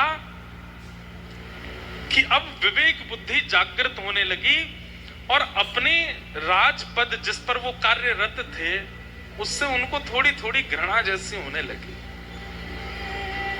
घृणा तो पहले भी थी, लेकिन अब जो यहाँ पर शब्द संसार स्वाद सुख बात जो बमन के भांति, इतना त्याग करवाना था महाप्रभु जी को, उसके लिए छोड़ के गए वापस। यही भागवत जी में सुनने में आता है कि ध्रुव जी महाराज को ठाकुर जी ने दर्शन देकर के कहा अभी 36,000 वर्ष और रहो पृथ्वी पे। ध्रुव जी रोने लगे, बोले आपके दर्शन से तो मुक्ति मिल जाती है और आप मुझे कह रहे हो 36,000 वर्ष और रहो, क्यों? तो ठाकुर जी क्या कहते पता है, तुम्हारे चित्त में अपने पिता की गोद में बैठने की इच्छा थी ना, इसीलिए तो तुम बनाए थे। ध्रुव जी बोले वो इच्छा तो मर गई, कट गई, जल गई, नाश हो गई। ठाकुर जी कहते हैं प्रकट तो हुई थी ना भैया। एक बार विषैला पौधा प्रकट हो जाता है ना, तो जब तक जड़ से नहीं उखाड़ा जाए वो प्रकट होता ही रहता है। इसलिए 36,000 वर्ष, 100-200 वर्ष नहीं, 36,000 वर्ष के लिए ठाकुर जी कह गए अभी रहो पृथ्वी पे। और 36,000 वर्ष में इतना भोगोगे, इतना विषय भोगोगे कि तुम इससे बिल्कुल ऊब जाओगे, तब तुम्हें मेरी प्राप्ति होगी। ध्रुव जी महाराज 36,000 वर्ष के लिए राजा बने। अरे भाई कोई लिमिट होती है? यहाँ 100 साल काटने भारी पड़ रहे हैं हमें, 36,000 वर्ष के लिए राजा। संसार की विषय वस्तु वमन के भांति जब ध्रुव जी को लगने लगी तब भगवत प्राप्ति हुई। इसलिए भैया किंचित भी भाव मन में प्रकट करके ठाकुर जी के पास मत चले जाइए। कहीं मन में भाव आगो जय जय वृंदावन की कचौड़ी बहुत जोर की, ठाकुर जी अगर दिमाग सनक गया ना, इतनी कचौड़ी खवा देंगे, इतनी खवाई देंगे, इतनी खवाई देंगे, ले बेटा 36,000 कचौड़ी खा तू जीवन भर, सबरी नस ब्लॉक है जाएंगी तेरी, तभी मैं मिलूंगा तो है। तो विषय वस्तु अगर देने पर ठाकुर जी आ गए तो वो इतनी मात्रा में देते हैं कि आप पागल हो जाओगे। इसलिए विषय कभी नहीं मांगना है, क्योंकि भैया ये टेढ़ो ठाकुर कहीं सनक को दिमाग और दे दियो तो हम कहते हैं हमारे ठाकुर जी को गणित नहीं आती है, हमारे ठाकुर जी को मैथमेटिक्स नहीं आती, ये नाप तोल के नहीं देते हैं, जितनो है पूरा दे देंगे ले जा। वो आप सहन नहीं कर पाओ। अति सर्वत्र वर्जय। रूप सनातन गोस्वामी के साथ वही हुआ। महाप्रभु जी के दर्शन हो गए और दर्शन देने के बाद महाप्रभु जी चले गए, बोले अभी रहो। अब क्या हुआ, एक दिन राजा ने इनसे कहा, बोले कि आप लोग पूरे हमारा जो संपत्ति है सब आप लोग संभालते हो, इसका कल हमको हिसाब दो। तो रूप सनातन गोस्वामी रात्रि में भजन करते थे, लेकिन आज राजा ने कही भैया कल हिसाब देना है, तो भजन नहीं हुआ, हिसाब में लगे रहे। अब उस हिसाब में कुछ ऊपर नीचे हो रहा था, तो उसके लिए इतनी चिंता में बैठे थे, कैसे हो कैसे हो कैसे हो। तो सनातन जी को बहुत जोर की प्यास लगी, तो एक सेवक को बुलाया, सुनो इधर आओ, शरबत बना के लाओ बढ़िया वाला। इसलिए महाप्रभु जी ने अभी आज्ञा नहीं की वृंदावन जाने की। क्यों? अभी भी कहीं ना कहीं को थोड़ी तो राज इतना भोगा है, थोड़ा तो है अभी इनके चित्त में, जब तक निकलेगा नहीं तब तक नहीं जाएंगे ये वृंदावन। तो अपने एक सेवक को कहा शरबत बना के लाओ, प्यास लगी है। खुद हिसाब लिख रहे थे दोनों भैया बैठ के। तो सेवक गया और अंधेरे में उसको पता नहीं चला, पानी में उसने पूरे की जगह मैदा मिला दिया और मिला करके घोल करके इनको दे। अब ये इतने ज्यादा निमग्न होकर के ध्यान कर रहे थे, पीते जा रहे हैं और लिखते जा रहे हैं। प्रातः काल का समय हुआ तो सेवक ने रसोई में जाके देखा तो उसको पता चल गया कि भाई मैदा मिल गया पानी में। दौड़ा दौड़ा गया, बोले इनके पेट में दर्द होगा, कहीं बीमार नहीं हो जाएं, चरणों में मुझे क्षमा कर दो, कल रात्रि अपराध हो गया। रूप सनातन क्या हो गया, आपको नहीं पता चला? बोले नहीं, हमें तो कुछ नहीं पता चला। रात्रि में शरबत कैसा था? हाँ बढ़िया था, हम तो भाई हिसाब में इतने तल्लीन बैठे थे कि हमने ध्यान ही नहीं दिया, हम तो पी गए, बस प्यास लगी थी। महाराज आपसे मेरी प्रार्थना, आज कुछ खाइएगा नहीं। बोले क्यों? बोले शरबत में चीनी की जगह मैं मैदा मिला के ले आया था और वो आप पी गए हो। तो ये बात सुनकर के रूप सनातन गोस्वामी एक दूसरे को देखने लगे। तुमको पता चला? बोले नहीं। और तुमको पता चला? बोले नहीं। सेवक से कहा तुम जाओ, और किवाड़ बंद करके इतना रोए, इतना रोए, इतना रोए दोनों। बोले कि ऐसी तत्परता भजन में क्यों नहीं बनी जैसी तत्परता इस विषय में बन गई। अरे इतने कार्य में व्यस्त थे कि मैदा पी गए हम, इसीलिए महाप्रभु जी हमको छोड़ करके गए, लेकर के नहीं गए, क्योंकि अभी तत्परता हमारी संसार में, अभी भी हमारे हिसाब में राजा कहीं डांटे ना, कहीं ये चिंता थी हमारे चित्त में, इसलिए हम इतने तल्लीन होकर के कर रहे थे कि मैदा पी गए। अरे भजन में तो चेटी काटने लगती है तो हम उसको हटाने लगते हैं, भजन में तो मच्छर आ जाता है तो सेवकों से कहते हैं यहाँ पे मच्छरदानी लगा दो, भजन में अगर आसन चुभने लगता है तो उसको व्यवस्थित कर। वहां ऐसी तल्लीनता क्यों नहीं आई हम में? अरे भैया, इसलिए महाप्रभु जी छोड़ के गए हमको।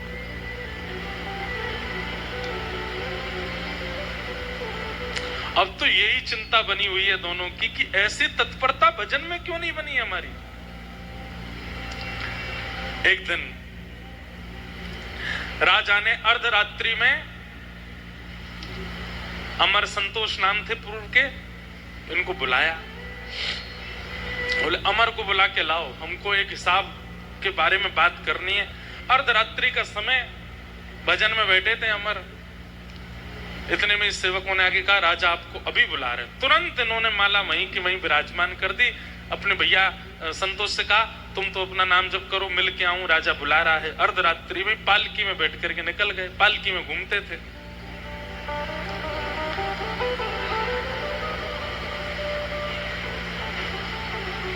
जैसे ही निकले वर्षा हो रही थी, पानी भरा था, लेकिन ये तो महाराज हैं, तो पालकी में बैठ के जा रहे हैं, बेचारे कहार वर्षा में भीगते चप चप करते लेके जा रहे हैं इनको। इतने में ही एक घर पड़ा और उस घर के सामने से जैसी पालकी निकली तो पैरों की आवाज जल पे चलने की हो रही थी। तो भीतर सोए आदमी ने अपनी पत्नी से कहा अरे द्वार खोल, कहीं अपने रिश्तेदार तो नहीं आए। पत्नी बोली नहीं नहीं रिश्तेदार नहीं। बोले पैरों की आवाज तो आ रही है। तो पत्नी बोली कुत्ता होगा, कुत्ता घूम रहा होगा बाहर। अरे देख तो ले, कहीं कुत्ता नहीं हुआ तो। बोले नहीं तो चोर होगा, रात में कहीं चोरी करने जा रहा होगा। अरे एक बार देख तो ले। बोले और ज्यादा से ज्यादा क्या होगा, कोई राजा का दूत होगा। ये बात अमर ने पालकी में बैठे बैठे सुन ली। बोले इन तीन के अलावा कोई नहीं हो सकता इतनी रात में बारिश में, या तो कुत्ता होगा या चोर होगा, कोई राजा का दूत होगा। बोले मतलब हमारी तुलना कुत्ते और चोर के बीच में है। हम जिस अपनी गरिमा महिमा को कहीं ना कहीं कुछ समझ बैठे हैं और इतनी वर्षा में भी कहारों को लगा करके पालकी में बैठ के जा रहे हैं, वहां ये सामान्य से घर के लोग हमको चोर और कुत्तों के बीच में तब तोल रहे हैं। राजा से मिलने तो गए लेकिन मन नहीं लगा, वही चीज दिमाग में चलती रही। लौट करके वापस आए और संतोष के पास जाके भैया हम लोग कुत्ते के समान हैं। अरे एक जगह ऐसी बात हो गई, कुत्ता है या तो चोर है या राजा का कोई दूत है। बोले मैं तब से चिंता में हूं कि हम जीवन भर जिसका मान यश प्रतिष्ठा का भाव रखते रहे चित्त में, वहां हमको चोर और कुत्तों के बीच में गिन लिया गया। संतोष यानी कि रूप गोस्वामी तो बोले भैया सही तो कहा, कुत्ता भी तो ऐसा ही होता है, उसको चाहे झूठा मिल जाए, चाहे कूटा मिल जाए, चाहे कैसा भी मिल जाए, वो भोजन के लिए किसी के भी द्वार पे चला जाता है। राजदूत भी तो यही करता है, और चोर भी तो यही करता है। वो ये नहीं विचार करता कौन छोटा कौन बड़ा, कौन धनवान कौन निर्धन, कौन के घर में कैसी परिस्थिति, सबके घर से चोरी कर लेता है। हम लोग भी तो वही करते हैं, राजदूत हैं, कर लेने के लिए जाते हैं, कुछ विचार नहीं करते, सबसे कर लेते हैं। उसी समय अमर सनातन गोस्वामी उन्होंने कहा अब नहीं, बस अब हो गया। इसीलिए महाप्रभु जी हमको छोड़ करके चले गए, स्वीकार नहीं किया। मैं रुकता हूं, ये परिवार सब इतना विस्तृत कर दिया है, इस सबको व्यवस्थित करता हूं, तू अभी निकल, इसी वक्त निकल जा, अब नहीं रहना यहां पर। अब जीवन का उद्देश्य जो महाप्रभु जी कह के गए वृंदावन जाना है, उनसे आज्ञा ले तू जा करके, अब नहीं रहना भैया, अब हो गया बस। तुझे डर तो नहीं, तुझे भय तो नहीं कि राजा कुछ कहेगा? बोले मुझे बिल्कुल भय नहीं है। तुझे इस बात का भय तो नहीं पीछे से संपत्ति का कहो? बोले बिल्कुल नहीं। बोले अब तरीका, अब बिल्कुल सही समय, अभी निकल। और उसी समय संतोष निकल गए घर से। ये दो ठोकरें चाहते थे महाप्रभु जी के इनको लगे, उसके बाद ये पूर्ण त्याग होगा। फिर ये पूछेंगे नहीं पत्र भेज करके कि जाएंगे नहीं, ये चले ही जाएंगे। ये भी पूछ रहे हैं कि जाएं कि नहीं जाएं। निकल गए और संतोष ने पूछा, कहीं से पता लगाया कहां है महाप्रभु जी, तो पता चला प्रयागराज में। वृंदावन से जा रहे हैं पुरी की ओर, पहुंच गए प्रयागराज और वहीं त्रिवेणी संगम पर महाप्रभु जी मिल गए। और आज संतोष को संतोष नहीं कहा है, महाप्रभु जी देखते, अरे मेरा रूप आ गया, आओ तो। नाम सुनते ही कान खड़े हो गए, आपने मुझे क्या संबोधित किया? बोले जो तुम वास्तव में हो वो संबोधित किया। तुम श्री प्रिया जी की रूप मंजरी हो। पहले मुझे संतोष दिखा था, आज मुझे रूप दिखा है, आओ। तुरंत निमग्न हो गए, चरणों में जाके बेहोश हो गए रूप गोस्वामी। हृदय से लगा लिया महाप्रभु जी ने। भैया ये आचार्य चरणों की सोच कैसी होती है, हम कहां कब समझेंगे उनके भाव को। वो कहां, वो डांट भी रहे ना तो उसमें कोई हित सोचा होगा हमारे लिए, वो छोड़ भी रहे ना, वो लताड़ भी रहे ना, वो कभी मार भी रहे ना, तो समझो कि कुछ सोच रहे हैं हमारे लिए अच्छा, इसलिए कर रहे हैं ऐसा। आजकल की गुरु परंपरा तो विलग है, हमारे अनुसार गुरु जी व्यवहार करो हमारे साथ। अब रूप बनकर के आए, हृदय से लगाया और बैठाया और शिक्षा प्रदान की। और महाप्रभु जी ने कहा जाओ, अब वृंदावन जाओ और उसकी चिंता मत करना, अमर भी आएगा, वो भी पहुंचेगा, तब तक तुम पहुंचो वृंदावन। और वृंदावन जाकर के अब वृंदावन के तीर्थों को खोजो, वृंदावन में रसिक जनों के भाव प्रकट करो, और तुम्हारे द्वारा तीर्थ और जो स्थान ढूंढे जाएंगे, मैंने पहले भी कहा, अगर वो उचित होंगे तो उसके प्रमाण रूप में तुमको ठाकुर जी मिलेंगे जी। और रूप गोस्वामी वृंदावन की ओर निकल पड़े। यहां पर सनातन गोस्वामी जो कि अमर हैं, जिनका नाम, वो सब व्यवस्थाएं करने में लगे हैं। बोले क्यों? इतनी सारी मुद्राएं सोने की आदि सब पड़ी हैं यहाँ पर, इनको कहीं व्यवस्थित कर जाओ। कुछ अपने पूर्व आश्रम के परिवारों को दे दिए, कुछ किन्हीं लोगों में बांट दिए, कुछ कहीं लगा दिए, किसी के थे उसको दे दिए, सब जगह सब खत्म करके जाएं। कहीं वृंदावन जाके भी चिंता ना बनी रहे, इतनी प्रॉपर्टी है, इतना महल है, इतने पैसा धरे हैं वहां पे, क्या हो रहा होगा। अगर छोड़ के जाए तो चिंता बनेगी, इसलिए सबको लगा जाओ। और सबको सब जगह लगा दिया। बस अब प्रतीक्षा कर रहे थे कि उत्कंठा चित्त में ऐसी आवे कि बस भागूं वृंदावन की ओर, तब निकलूंगा। यहाँ राजा ने देखा इतने दिन हो गए ये अमर और संतोष आते नहीं है, एक दिन राजा ने घर पर जाकर के देखा तो पूछवाते थे, तो ये कभी कहते हम बीमार हैं, कभी कहते कोई घर में पूजा चल रही है, कभी कहते कोई पधार गया है, सूतक लगे हैं, कोई आदि आदि। आज राजा ही आ गया, हुसैन शाही आ गया, और आकर के उसने जब देखा तो देखा यहाँ तो कीर्तन चल रहा है और यहाँ अमर बैठ करके बढ़िया नाम जप कर रहे हैं, नेत्रों से आंसू बह रहे हैं। बोले ये सब क्या किया तुमने? वहां पूरा राजकीय हमारा शासन इतने खतरे में, तुम यहाँ बैठ कर ये नाम जप कर रहे हो, कीर्तन कर रहे हो और बहाना बना देते हो बीमार हो। असली बात क्या है? हम तुम्हारा वेतन बढ़ा दें कि तुमको कुछ दे दें, क्यों नहीं आते हो राजभवन में? अमर के आंखों से आंसू आ गए, बोले अब नहीं होगा हमसे, हम सच बताएं तो हम लायक नहीं है। भैया एक बात कह दूं, बुरी लगेगी, अटपटी लगेगी, लेकिन वृंदावन रस जाके चित्त में आ जावे ना, वो संसार के लिए नालायक हो जाता है, वो किसी लायक नहीं रहता, फिर संसार के किसी काम का है नहीं वो। हमारे श्री हरिराम व्यास जी वृंदावन आए, उनका पूरा परिवार ओरछा से ढूंढते ढूंढते वृंदावन आ गया और ढूंढ रहे हैं कहां हरिराम व्यास जी, इनसे तो हमारा घर चलता है। हरिराम व्यास जी अपने परिवार के लोगों को यही बात कहते हैं, पद भी है कि भैया अब मैं तुम्हारे लायक नहीं हूं। वो हरिराम व्यास जो दिग्विजय करता था, जीत जीत करके धन लेकर के आता था, वो स्थिति मेरी नहीं है अब। वृंदावन के रूख हमारे माता पिता गुरु बंधु,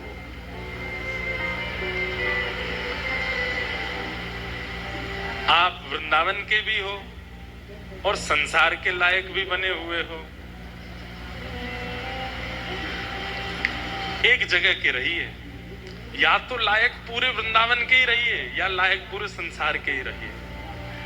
अब इसमें कई विडंबना आती है, तो उसमें दूसरा भाव यह है कि मन से तो लायक वृंदावन के रहो, लेकिन समाज को दिखावे के लिए नाटक कर दिया करो कि उनके लायक भी हो। लेकिन भैया जब पूर्ण मनोबल लगाना हो, अपनी पूरी ऊर्जा लगानी हो किसी कार्य में, तो वो तो वृंदावन के प्रति लगाओ, संसार के प्रति। वहां तो एक आडंबर जैसा कर दिया करो। लेकिन आज अमर राजा के आगे हाथ जोड़ते हुए कहते, मैं आपके अब लायक नहीं हूं, आप मुझसे हिसाब मांगोगे मैं नहीं दे पाऊंगा, आप मुझे राज को समझाओगे मुझे नहीं समझ में आएगा, आप मुझे धन दोगे मेरे से गिनती नहीं आती, अब मैं सबसे पीछे हट चुका हूं। किसी ने कान भर दिए हुसैन शाह के, बोले कि ये किसी और राजा के यहाँ नौकरी ले रहे हैं, उसने शायद इनको ज्यादा वेतन देने के लिए कह दिया होगा। आपके विपक्षी राजाओं के यहाँ जाके, आपका तो सब जानते हैं, उससे आक्रमण करवा करके खुद राजा बन जाएंगे। क्योंकि हुसैन शाह जो था ये खुद भी ऐसे ही राजा बना था, ये पहले किसी और राजा का सेवक था, उसकी सब जानकारी लेकर के दूसरे राजा के यहाँ जाके नौकरी करने लगा, उस राजा से आक्रमण करवा करके ये इस नगर का राजा बना। तो हुसैन शाह को लगा जैसा मैं बनाऊं वैसे ये बन जाएगा, इसको पकड़ के कारागृह में डाल दो। और सनातन गोस्वामी को कारागृह में डाल दिया, अमर को कारागृह में रहने लगे। लेकिन उनको बस एक ही चिंता थी कि बस अब वृंदावन जाना है, मौका मिलते ही वृंदावन भागना, अब नहीं रहना यहाँ पर। सोचो, विचार करो, एक एक क्षण कैसा लगता रहा होगा उनको। एक दिन जो सिपाही था वो इनका मित्र था, क्योंकि ये वहीं के प्रधानमंत्री थे। सिपाही ने कहा कि आपने मेरी बड़ी मदद करी थी हमेशा, आप कहो मैं आपको देख नहीं पा रहा हूं, ऐसे राजा के साथ मिल जाइए ना। सनातन बोले नहीं, अब नहीं मिलना, लेकिन मैंने तेरी इतनी मदद की हमेशा, तेरे को राजा से छुपा छुपा के मैंने खूब पैसा दिया, आज तू मेरी मदद नहीं करेगा? बोले क्या करना है? बोले तू ताला खोल दे। अच्छा, राजा को पता चल जाएगी मार देगा। बोले मैं दिखूंगा तो मारेगा ना, तो बोल देना कि गंगा स्नान करने गए उसी में डूब गए, और मेरी मृत्यु ही मानना, क्योंकि मैं इतना दूर चला जाऊंगा कभी दिखूंगा नहीं। मैं तेरे हाथ जोड़ू पैर जोड़ू, तू ताला खोल दे। और उस व्यक्ति ने खोल दिया ताला। आधी रात में ही सनातन गोस्वामी भाग गए वहां से, और इनको पता चला कि महाप्रभु जी कहाँ हैं। तभी पता चला प्रयागराज से महाप्रभु जी काशी आए हैं। काशी पे प्रकाशानंद जी पर कृपा करने के लिए आए, जो हम कल सुन रहे थे, जिनको प्रबोधानंद बना के भेजा, ये तुरंत काशी पहुंच गए। वहां जाकर के जैसे ही महाप्रभु जी को प्रणाम किया, महाप्रभु जी, अरे मेरा सनातन आया है, आ जाओ। उनको रूप कह करके संबोधित किया, इनको सनातन कह करके संबोधित किया। नेत्रों से अश्रुपात होने लगे। बोले आपने मेरा पूर्व नाम नहीं कहा। बोले वो तो मैं भूल गया, तेरा असली नाम तो सनातन है, तू तो हमारी श्री जी की मंजरी है। हृदय से लगा लिया। वहां रूप गोस्वामी को शिक्षा देकर के वृंदावन भेजा, अब यहाँ सनातन गोस्वामी को शिक्षा दी और शिक्षा देकर के कहा अब जाओ वृंदावन। रूप पहले ही चला गया है और मैंने और भी कुछ भाव युक्त लोगों को वृंदावन भेज दिया, वो सब तुम्हें मिलेंगे। वृंदावन जाओ। वृंदावन की ओर श्री सनातन गोस्वामी निकल गए।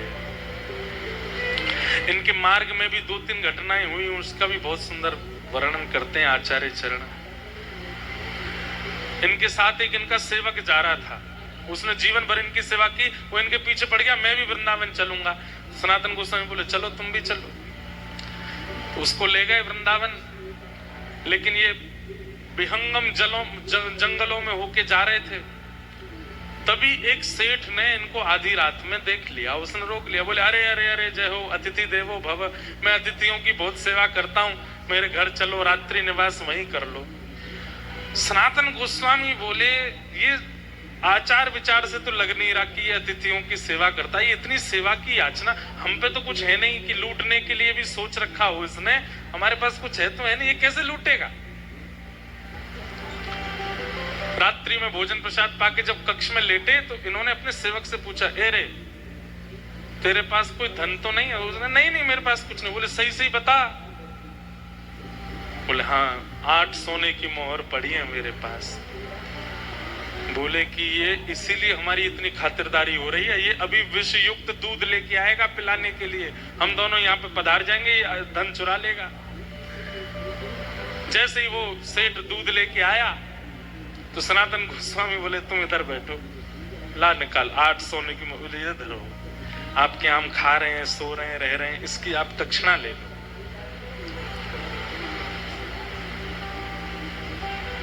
उस सेठ ने कहा, बोले आप पहले ही हमको प्रदान कर रहे हो, लेकिन हमारी बात तो सुनो। बोले क्या।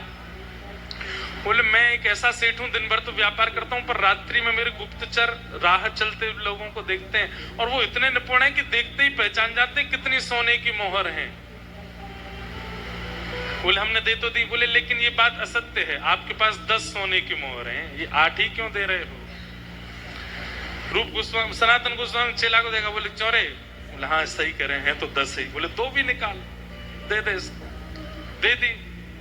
वो बोला ठीक है भैया, अब आप लोग मुक्त हो, जा सकते हो, दूध मत पीना, इसमें जहर मिला है। सनातन गोस्वामी बोले वो तो हमको पहले ही पता था, तुम जिस तरीके से खातिरदारी कर रहे थे। लेकिन फिर सनातन गोस्वामी ने अपने शिष्य से कहा, बोले सुन मेरी एक बात मानेगा। बोले क्या। तू लौट जा, तू यहीं से लौट जा, क्योंकि अभी वृंदावन प्राप्ति के लिए तू योग्य नहीं हो। यहां मैं और मेरा भाई 22 लाख सोने की मोहरों को त्यागे है, तुझसे 8 सोने की मोहर नहीं त्यागी गई, वो भी 10 थी, तू मुझे 8 बता रहा है। ये मन में जो तेरी थोड़ी सी आसक्ति है ना संसार के प्रति, इसके साथ तू वृंदावन नहीं जाएगा, इसको छोड़। और सुन तू वापस जा, फिर कभी अनुभव हो वृंदावन का तो आ जाना। और फिर उसके बाद सनातन गोस्वामी अकेले गए वृंदावन। वृंदावन में जैसे ही प्रवेश हुए महाआवेश हो गया, नेत्रों से अश्रु गिरने लगे, शरीर कंपायमान हो गया। वृंदावन में प्रविष्ट होते ही मानो जैसे अब पैदल चल करके नहीं गए हैं, दंडवत लगाते हुए यमुना जी की ओर जा रहे हैं, दंडवती करते हुए यमुना जी की ओर जा रहे हैं। और वृंदावन में चिंतन कर रहे हैं, ये कुंज हैं, ये लताएं हैं, यहाँ श्यामा श्याम ने लीला की होगी, यहाँ श्यामा श्याम ने ये भाव रखा होगा। तभी रूप गोस्वामी, उनको पता चला कि भैया भी आ गए, दौड़ करके गए, हृदय से लगा लिया। बोले मैं रूप। अब देखो एक ही भैया हैं, लेकिन आज मिल रहे हैं, अपना परिचय दे रहे हैं एक दूसरे को, मैं रूप हूं। अरे रूप तुम कितने सुंदर हो, मैं सनातन हूँ। आहा, दोनों ने हृदय से एक दूसरे को लगाया, बोले तुम रूप हो मैं सनातन हूँ, तुम रूप हो मैं सनातन हूँ, एक दूसरे को हृदय से लगाया। और दोनों वृंदावन में जैसे महाप्रभु जी ने पद्धति बताई, कहते हैं नृसिंह पुराण को पास में रखा। नृसिंह पुराण में भूदेवी नृसिंह भगवान से पूरी पृथ्वी की बारे में पूछती है, ये खंड कैसा, ये खंड कैसा, ये खंड, और पूछते पूछते भूदेवी पूछती है बराह पुराण में बराह भगवान से कि वृंदावन ब्रज के बारे में बताओ। तब वहां बराह भगवान ने भूदेवी को जो वृंदावन के बारे में बताया उनको पढ़ते हैं और पढ़ करके निकल जाते हैं दोनों भैया ढूंढने के लिए। बराह भगवान बता रहे थे इधर ये कुंड होगा, इतनी दूरी पर होगा। जैसे वहां खुदाई करना शुरू करते हैं तो अवशेष मिलने लगते हैं, कहीं ठाकुर जी के चरण चिन्ह मिल जाते हैं, कहीं पर कुछ मिलता है, कहीं पर किशोरी जी के गले के आभूषण मिलते हैं, कहीं पर कुछ। और जैसी थोड़ी देर खुदाई तभी वहां सरोवर प्रकट हो जाता है, दोनों भैया नृत्य करने लग जाते हैं। आहा, एक सरोवर प्रकट हो गया। फिर रात्रि में जब सोते हैं तो स्वप्न में ठाकुर जी आते हैं, उसी सरोवर पर क्रीड़ा करते हुए दोनों भैयाओं को दिखाते हैं। सुबह उठ करके दोनों बात करते हैं, रात्रि में स्वप्न में क्या देखा, बोले जिस सरोवर की हमने खोज करी वहां पर प्रिया प्रियतम दोनों रास विहार कर रहे। दूसरा कहता आगे आगे तू नहीं बोल, आगे मैं बोलूंगा। किशोरी जी के वस्त्र ऐसे थे, श्याम सुंदर के मुकुट ऐसे। बोले हाँ हाँ भैया ऐसे ही। मतलब एक ही स्वप्न दोनों को आता है और प्रमाणित हो जाता है कि तुमने जिस सरोवर को खोजा वहां लीला हुई है। कभी कभी 3-3, 4-4 दिन व्यतीत हो जाते थे, कोई लीला स्थली नहीं मिलती थी। तब महाप्रभु जी ने आज्ञा की थी कि जब कोई लीला स्थली ना मिले तो फिर दोनों बैठ जाना और किशोरी जी का स्तवन करना, किशोरी जी का चिंतन करना, प्रिया जी को पुकारना, वो कृपा करके अनुग्रह करके शायद कोई संकेत दें, और थोड़ी देर चिंतन करने के बाद फिर खोजना, फिर कुछ मिलेगा। दोनों भाई बैठ जाते और किशोरी जी का स्तवन करते। एक भाव मुझे बहुत प्रिय लगता है, मन में भाव आया मानो रूप सनातन ऐसे ही गाते होंगे। राधे राधे करुणामयी कृष्ण प्यारी, मेरी सुधली जो श्री वृषभानु दुलारी,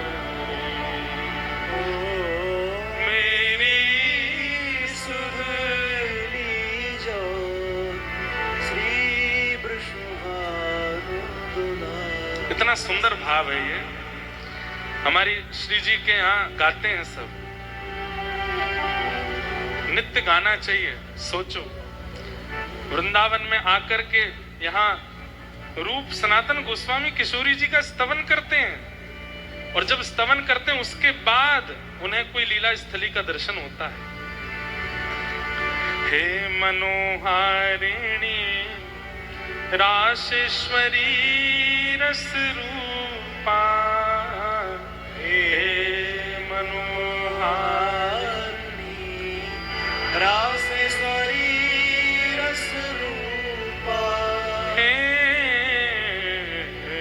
मनोहारिणी राशेश्वरी रस रूपा,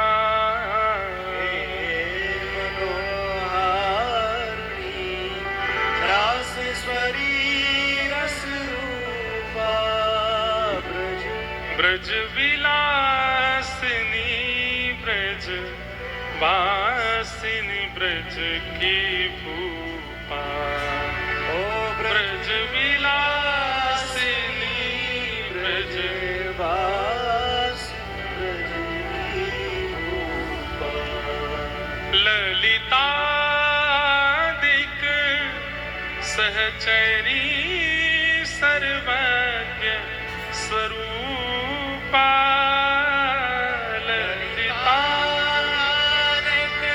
सहचरी सर्वज्ञ स्वरूपा,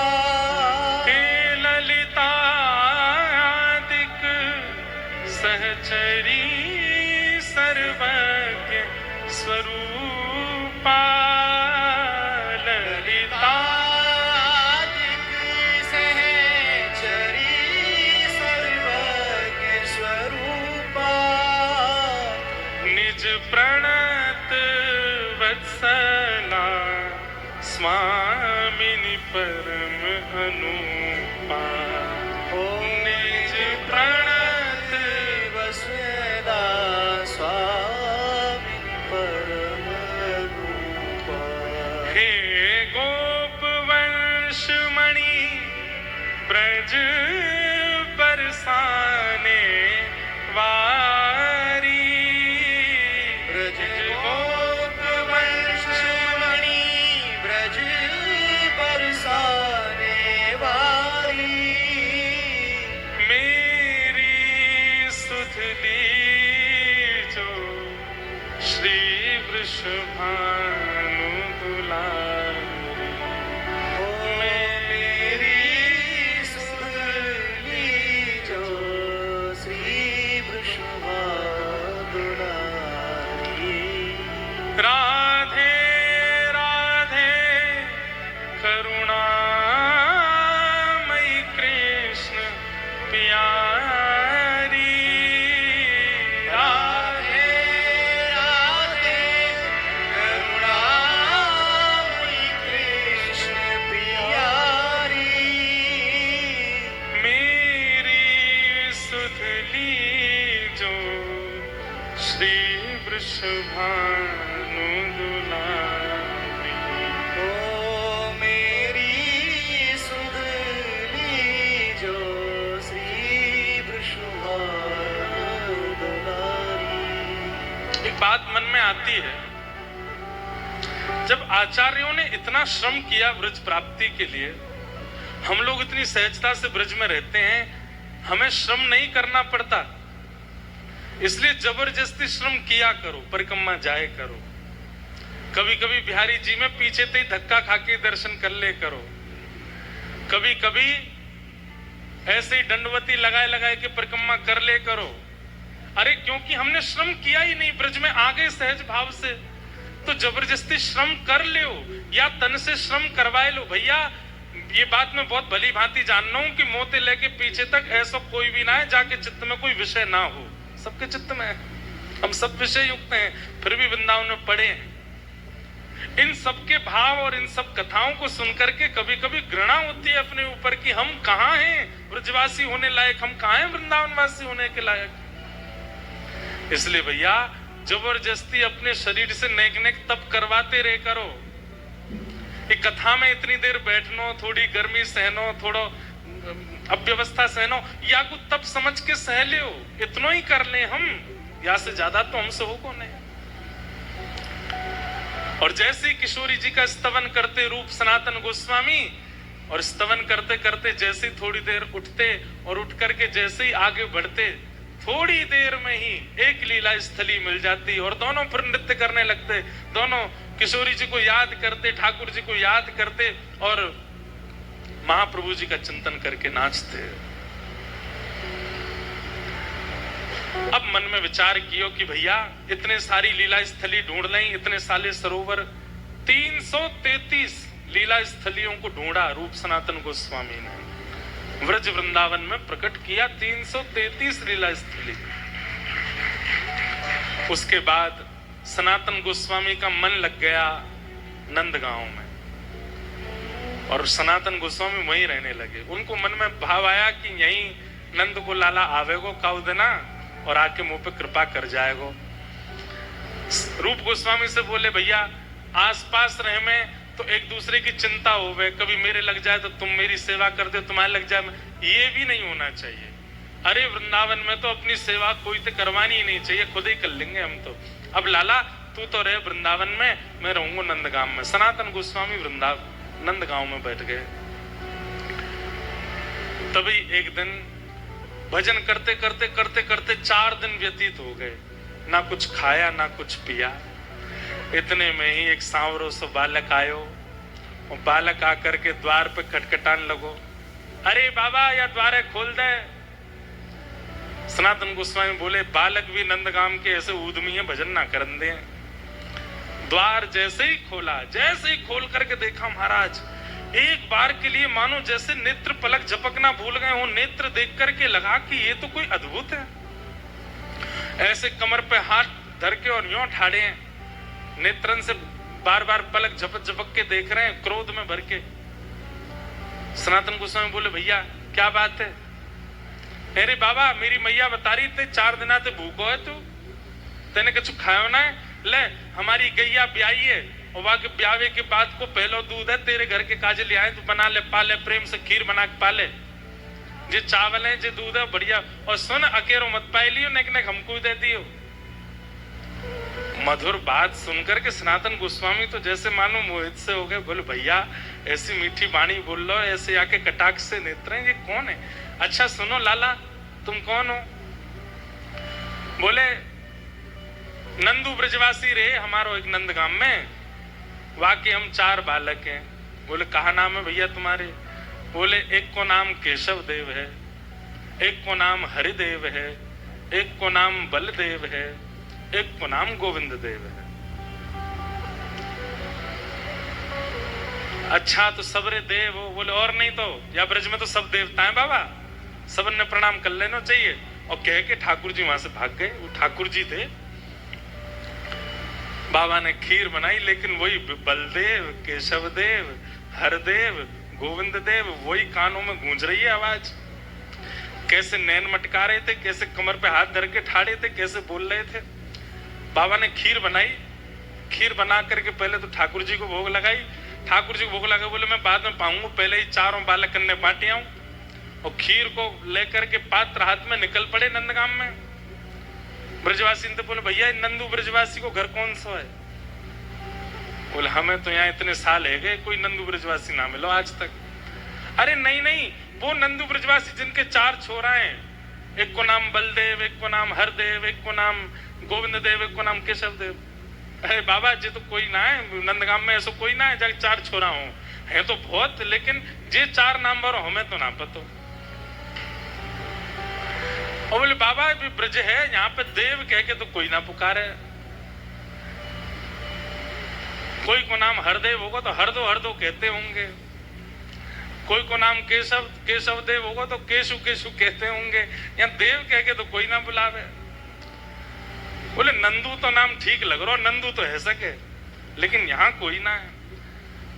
ढूंढते ढूंढते ढूंढते बोले अरे भैया दूध दे के गए हो, चावल दे के गए हो, सब दे के गए हो। इतने में एक ब्रजवासी, भावुक ब्रजवासी, बोले बाबा कौन है ढूंढ रहे हो?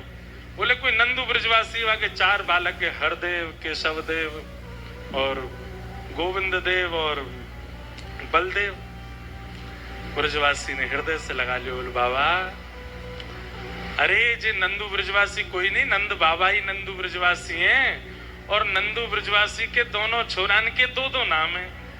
बोले बलदेव यानी कि दाऊ दादा, और बलदेव ही गोवर्धन में हरदेव बन के बैठे हैं, तो हरदेव और बलदेव ये एक हैं। और केशव देव और गोविंद देव ये कृष्ण हैं। आपके यहाँ जो लाला आए वो शामवरण को? बोले हाँ। अरे बाबा अब तो चकाचक है गई, साक्षात नंद को लाला ही आयो, वही दे के गयो दूध।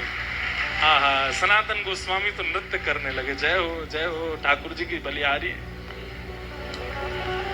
यहाँ रूप गोस्वामी के साथ अलग लीला चल रही है वृंदावन में, क्योंकि अब ठाकुर जी को प्रमाणित करना है ना कि तुमने जो स्थान ढूंढे हैं उचित है।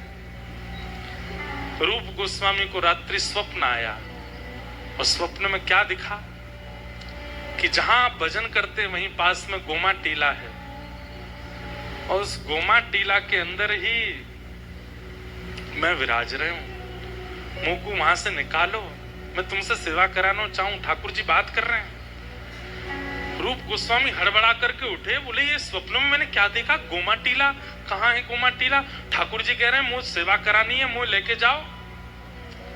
तुरंत आपने स्नान किया, स्नान करके जैसे ही बाहर आए, सुबह सुबह भोर है रही, हल्के हल्के सूर्य प्रकट भये, तभी कछु बालक वहां खेल रहे। अचानक उन बालकों में से एक श्याम वर्ण को बालक, और वो ठाड़ा है गया रूप गोस्वामी के सामने। बोले बाबा गोमा टीला तरफ जा रहे हो का? रूप गोस्वामी बोले इसको कैसे पता मैं गोमा टीला पे जा रहा हूं? बोले यहाँ यहाँ बालक, गोमा टीला में क्या है? बोले बाबा मेरे बाबा की खूब सारी गैया हैं, उनमें तो एक गैया जावे गोमा टीला के ऊपर खड़े है कि अपने थनन में तो सबरो दूध बहा दे।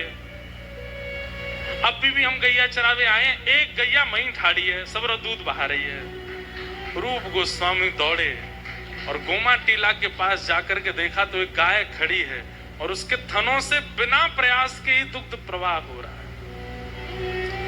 रूप गोस्वामी पहुंचे, जैसे ही जाकर नेत्रों से आंसू गिर रहे हैं, शरीर अपने वश में नहीं रहा है, तुरंत जाकर के दूध जहां गिरा था उस स्थान को जैसे ही हटाना प्रारंभ किया, तभी गोमा टीला के भीतर से प्यारे श्री गोविंद देव प्रभु प्रकट हो गए।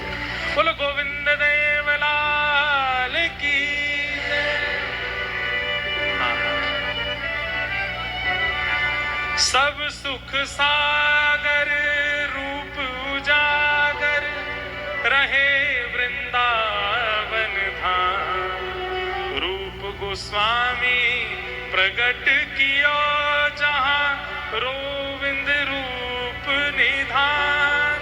वृंदावन प्यारो वृंदावन, वृंदावन मेरो वृंदावन। और एक बात और, यहां रूप गोस्वामी को ठाकुर जी मिले हैं और वहां जगन्नाथपुरी में उर्दबाहु होकर के महाप्रभु जी नृत्य कर रहे हैं, बधाई बांट रहे हैं। तभी सब गोस्वामी जना के कहते हैं, बोले महाप्रभु जी क्या भाव हुआ?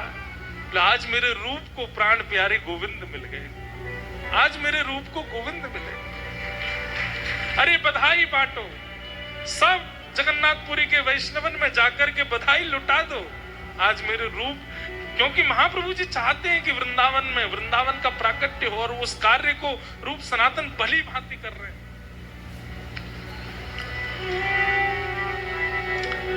आनंद में भर गए, भावावेश में चले जाते हैं और महाप्रभु जी स्वयं चिंतन करने लगते हैं कि हे श्याम सुंदर, अब हमें भी मिल जाओ, हमारे अनुयायियों को प्राप्त हो रहे हो, हमें कैसे प्राप्त होगे? रूप गोस्वामी के यहाँ गोविंद देव, आहा, पूरे वर्णन आता है कि हरिराम व्यास जी आदि सब आए रूप गोस्वामी के पास और गोविंद देव जी का रूप देख करके सब तकते रह गए, निहारते रह गए, ऐसे सुंदर श्री गोविंद देव। खबर पहुंची नंदगाम में सनातन गोस्वामी के पास, अरे सनातन जी आपके प्यारे दुलारे छोटे भैया रूप गोस्वामी के यहाँ ठाकुर जी प्रकट हुए।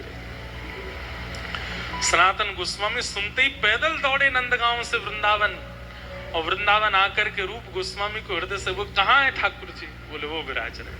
आहा, गोविंद देव जी का रूप देख करके मानो भावावेश में 2-3 बार तो मूर्छा जैसी हो गई सनातन जी को। चरणों में प्रणाम करके कही जय जय, अब हम पे भी कृपा करो, या के ऊपर तो आपने कृपा करी, कहीं मेरी सेवा में कोई चूक तो नहीं हो रही है, आप मुझ पर कृपा कब करोगे? और बस 2-4 दिन तो वृंदावन रहे, गोविंद देव जी के खूब उत्सव किए। उत्सव करने के बाद जब वापस सनातन अपने कुटिया में गए, तब ठाकुर जी ने स्वप्न दे करके आज्ञा दी, बोले सनातन तुम चिंता मत करो, मोहित तेरे पास भी आनो। बोले कैसे आओगे? बोले मथुरा चलो जा, वहीं विश्राम घाट पे कुटिया बना के रहने लग, वहां पे भिक्षा याचन करियो, एक ब्रजवासी परिवार है, बाकी घर मेरी सेवा होवे। जे मेरो स्वरूप सामान्य नहीं है, ये मेरे परपौत्र वज्रनाभ के द्वारा बनाया गया स्वरूप है, ये गोविंद देव को स्वरूप भी वही है और ये मदन मोहन को स्वरूप है। ब्रजवासी के घर में सेवा है रही है, वहां से तू मुझको प्राप्त कर ले। आहा, सनातन गोस्वामी ने जैसे स्वप्न देखा, बोले रूप को भी स्वप्न दिया था, मुझे भी स्वप्न दिया है, इस पर कोई मिथ्या बात नहीं है, इस पर मुझे संशय नहीं है। तुरंत मथुरा चले गए और मथुरा में भिक्षा याचन करते थे और एक ब्रजवासी के यहाँ गए और जैसे द्वार खोल के भिक्षा देवे मैया आई, पीछे मदन मोहन जी के स्वरूप को देख करके निहाल हो गए, इतना सुंदर स्वरूप।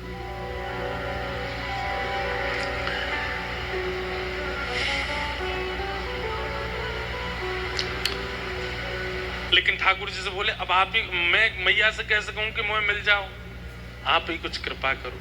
ठाकुर जी ने मैया को स्वप्न दे दिया, बोले मैया सेवा पूर्ण भई अब तेरी।